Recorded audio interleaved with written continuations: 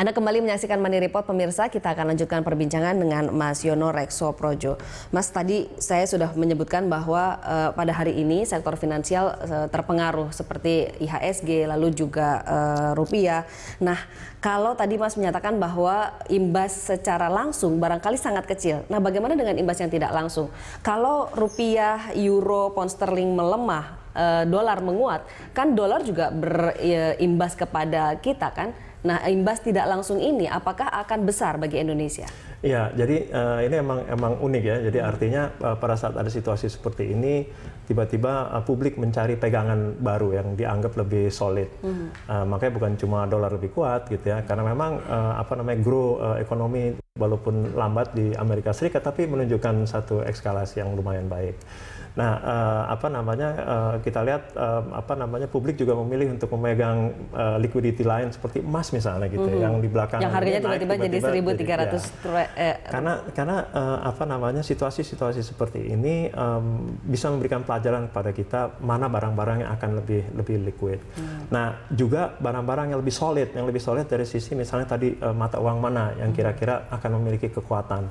Nah, kalau misalnya itu akan jadi ukuran, maka publik akan melihat negara mana yang memiliki kekuatan, baik kekuatan politik maupun kekuatan yang lain-lain gitu ya. Sehingga dalam situasi yang bergejolak seperti ini, dia masih memiliki kemungkinan untuk memberikan satu keputusan yang untuk memaksakan sesuatu. Ya otomatis Amerika yang dilihat, ya untuk kawasan Asia mungkin Jepang yang dilihat gitu ya. Nah, jadi ini yang sementara ini akan kita lihat. Dampak itu akan selalu ada dan itu akan selalu berimbas di bursa. Karena bursa ini kan kaitannya kan tadi itu yang hubungan tidak langsung ya. Jadi kalaupun pabrik saya tidak berjualan langsung ke Inggris, tapi komponen saya dibeli dari mana ya? Nah, ini yang akan memberikan kontribusi-kontribusi seperti tadi gitu, yang menyebabkan nanti komponen saya harganya jadi naik nih. Karena ada tambahan pajak dan yang lain. Makanya saya kira 1 minggu ke depan ini akan menjadi satu hal yang menarik. Tadi kita juga singgung sedikit langsung atau tidak langsung sih mereka keluar gitu ya. Tidak besok begitu ya. Iya, exactly. Mereka pasti akan menjabarkan schedule mereka gitu. Kenapa mereka perlu menjabarkan schedule itu? Karena untuk menjaga jangan sampai terjadi gejolak dan kemudian timbul spekulasi. Masyarakat Inggris juga nggak mau nih gara-gara ini gitu ya, kemudian jeblok semuanya, GDP mereka turun, ekonomi mereka kacau. Itu yang harus kita pegang. Dengan semangat untuk mempertahankan balance ekonomi di dunia ini terhadap apa yang terjadi di Inggris, saya rasa dalam waktu yang tidak terlalu lama ini akan mencapai equilibrium yang baru. Tapi bagi investor, Mas, kalau saya investor, saya pastinya akan meninggalkan satu tempat di mana yang memiliki volatilitas tinggi. Seperti saat ini adalah Inggris dan bahkan juga Uni Eropa. Nah, tadi Mas menyatakan bahwa investor mungkin akan melihat Amerika, melihat Jepang. Nah, bagaimana caranya agar Indonesia juga bisa terlihat? Apa yang harus dilakukan oleh pemerintah agar dana yang idle ini, bingung mau kemana, itu bisa masuk ke Indonesia? Nah, Indonesia rada unik ya. Rada uniknya itu adalah bahwa kita memiliki resources yang cukup baik. Raw material yang cukup lumayan yang ada di sini, terutama untuk hal-hal yang tadi itu ya dipakai untuk ekspor Indonesia keluar. Kita punya SDM yang cukup baik, tapi kita ada beberapa kerentanan ya, yang menyebabkan investor memilih apa saya masuk Thailand aja, apa saya masuk Vietnam aja. Kenapa? Ini kita mesti dukung nih upaya pemerintah sekarang, khususnya dalam menstabilkan misalnya saja harga pangan. Ya, karena kalau harga pangan naik terus, ini sebentar lagi Mas Haryadi nih yang dikejar-kejar sama buruh, minta UMR dinaikin lagi gitu. Kenapa? Karena nggak punya uang cukup untuk beli pangan tadi.